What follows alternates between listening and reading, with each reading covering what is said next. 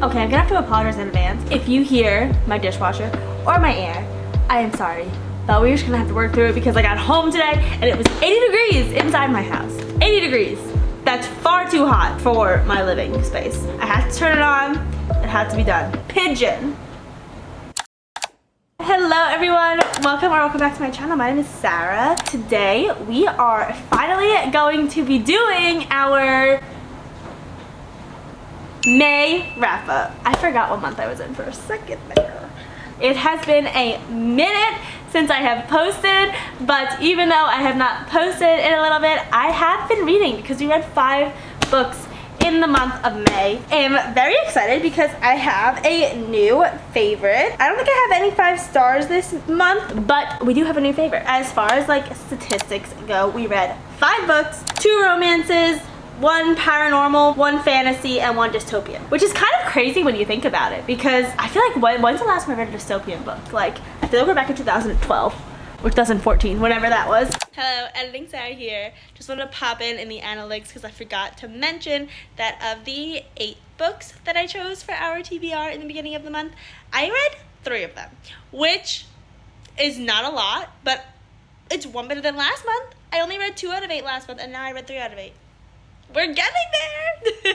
Most of these books are in videos, so I will leave them here. If you're curious, go watch those if you want to know more in-depth and live reactions to reading some of these books, because we have some good ones. Let me open up my Goodreads. I am so hot! Oh my gosh! The first book we read, Bride by Ali Hazelwood. This one I know for a fact is in a video. This is my second Ali Hazelwood book, but this was Ali Hazelwood's first try at a paranormal type romance. She usually just writes like, you know, oh my god, I can't talk, I'm so hot. She usually just writes normal romances, and this is her first attempt at a paranormal one. I gave it, I think, like a solid 4 stars, because first of all, it's Ali Hazelwood, so if you know that she's gonna get a decent rating, because I love Ali Hazelwood. But that being said, I think that it just wasn't for me. And I'll say this, Misery is the main character. That's actually her name. She is the vampire. It's about a romance between her and the alpha of the werewolf pack, Lo. Basically, they have an arranged marriage in the very beginning to like get peace among the species. Honestly, Misery was a very interesting character. Ali Hazelwood always likes to write sort of like women in STEM. Misery is a very gifted vampire hacker. Is that the right word? Coder? She's really good at technology and stuff like that. That's her little STEM part. Lo, honestly, he was forgettable. He was there. I think that he had no personality. I'm sorry. That's why it's like not like more than a 4 stars, because I feel like Lo had no personality. His personality was being odd and stoic and like tortured, but I pictured him just like talking very monotone. You know what I mean? That is why I didn't like love the romance. It took me a little bit to get through this book, just because I wasn't like fully in love with the romance, fully in love with the male main character. I did really like Misery. I feel like Misery had a great personality. She made up in a way for Lo's just like not personality. It was interesting because there was a mystery that was going on throughout the whole book that you knew about in the beginning and you figured out until the end. I did not guess like the mystery, but there was one part, and if you watch the video you know, there was one part, it really irritated me because I figured something out that I think was supposed to be like a big reveal from like literally chapter 1. I figured it out. I don't know if it was supposed to be like a big reveal for the reader, because it was very obvious to me, but Misery didn't figure it out until like this part in the book, and I was like, girl, come on. And it was kind of getting annoying because I was like, Ali, girl, we know what's gonna happen, just tell us. But overall, Ali Hazelwood's writing, I really love it, and I like Misery as a character. I feel like if this came out with like a sequel, I would definitely read it. There was like an odd part in the logistics of having a werewolf and a vampire be like in a relationship, if you know what I mean. That was just odd, and I feel like I was just completely like, oh my god, what am I reading? I did not have to read that. I could have went my whole entire life without reading that. Maybe that's why the Omegaverse isn't for me. Who knows? Then we have Shadow and Bone by Leigh Bardugo. This is the first book in the Shadow and Bone trilogy. It is also a Netflix series that I'm very excited to watch. This was also, I think, in the same, it's 24-hour reading vlog. It was in the same video as this one. It is a older book, and it is all about the Grishaverse, which is this trilogy along with the Six of Crows duology, and I think that there's like another duology that's out. So I am definitely going to continue the series. I did really like the story of this, and I liked the pacing of it. I ended up giving it a 3.75 because it would have been so much better, but there was one part in this, like I think it was like chapter 18, that I hated. I hate when this happens in books and in movies and in TV shows, and I will straight up avoid any book, movie, TV show where I know that this certain, I don't even want to call it a plot point, but this certain thing happens, I guess. I'm trying to say it without saying it because it is like a big, you know, plot point in the book, so I don't want to spoil anything, but it just irritates me so bad. The way that I said in the 24-hour vlog is it's why I didn't like Narnia, and it's why I was irritated by the season finale of season 1 of Avatar: The Last Airbender. If you know what I mean, you know. That's what's in this book, and I just hated that, and that's really what bumped it down like half a star for me, because I was like, they could have found another way. I'm sorry, but I really feel like they could have found another way. Other than that, I am definitely going to continue reading the series. I cannot wait to watch a TV show. My boyfriend watched the full thing. I think there's only like maybe 2 seasons out. Maybe the 3rd season just came out, but he watched it and he really likes it, and I am waiting to finish the trilogy and then also the duology to read it, because I looked it up, and I don't want any spoilers for the books, but I think season 1 involves this, Shadow and Bone, but it also involves some of the 2nd book and some of Six of Crows.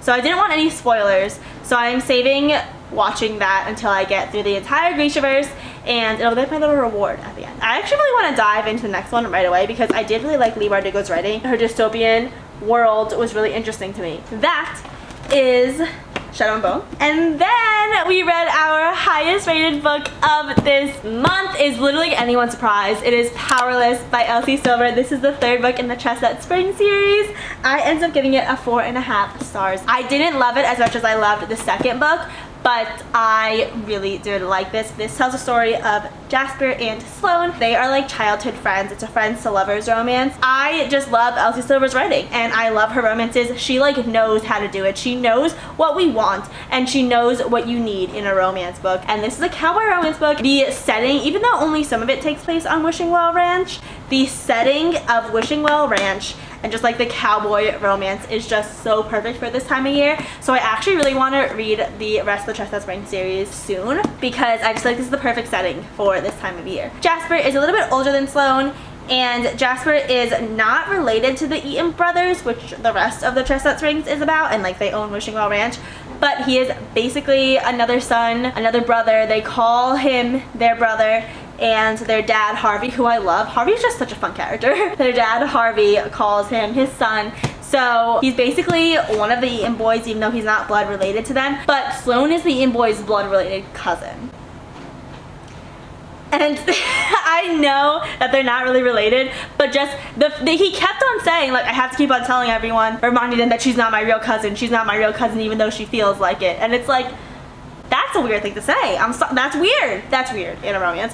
But, you know, it's fine. I feel like it wasn't as cringy as it definitely could have been, because Elsie Silver is a master at her craft. It was very entertaining nonetheless, and I really liked Sloane as a character. She's actually a prima ballerina, and it's a really story of Sloane stepping into herself, because for her whole life she has been controlled by like the men in her life, and then she ends up being a runaway bride to someone who she does not love and is just like a terrible person, honestly, and her dad only wants her to marry this guy because it'll be like good for business or whatever, but he's like a terrible person. But Jasper is always there. He's always been there for Sloane, and he was like, look, I will break you out of your wedding right now. And he does. And then they go on this little road trip journey together, and it's about Sloane coming to terms with her taking control of her life, not having like the men in her life decide what to do. And Jasper is very respectful of that as well. Like, he's very much like, I don't want to be another man telling Sloane what to do. He is very like cognizant and aware that Sloane needs to go through this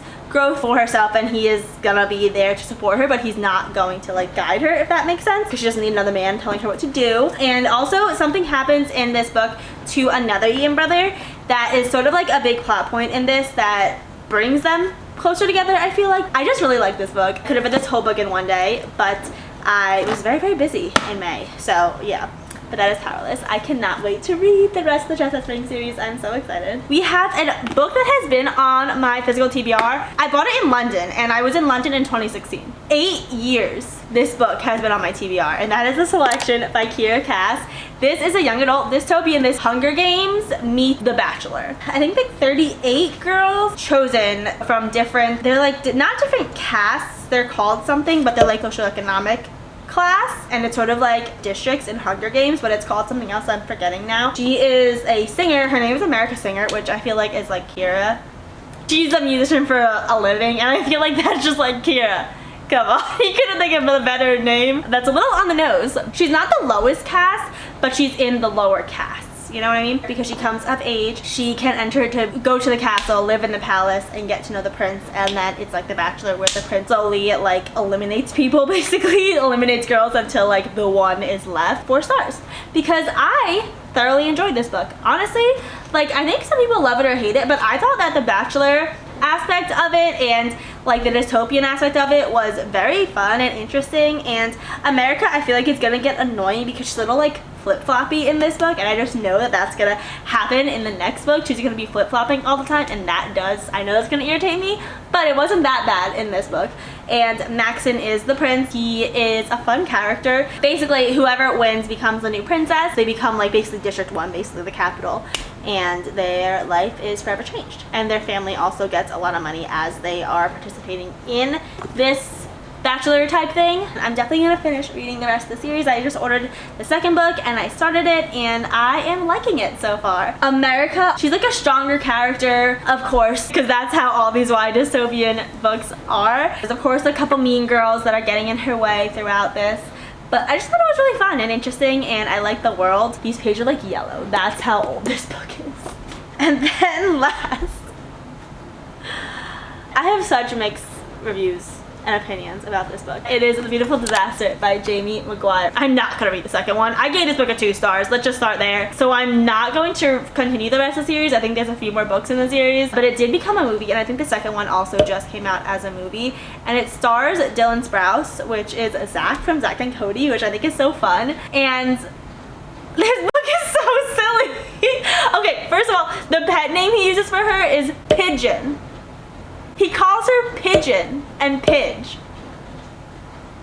Like, excuse me? If someone looked me in the eye and came to me trying to like woo me or whatever and thought it was a good idea to call me a pigeon to get there, I would be like, goodbye, I'm sorry, no. People call pigeons flying rats. This also has like a poker plot line that sort of runs through this book. So apparently a pigeon is like a winning hand in poker, so that's what he thought was cool about it. And also it's a dove, which is fine, but then call her Dove. Like, call her something that's not pigeon, you know, as like a pet name. Or the winning hand in poker, there could have been so many other names you could have called her if you wanted to relate a pet name to poker.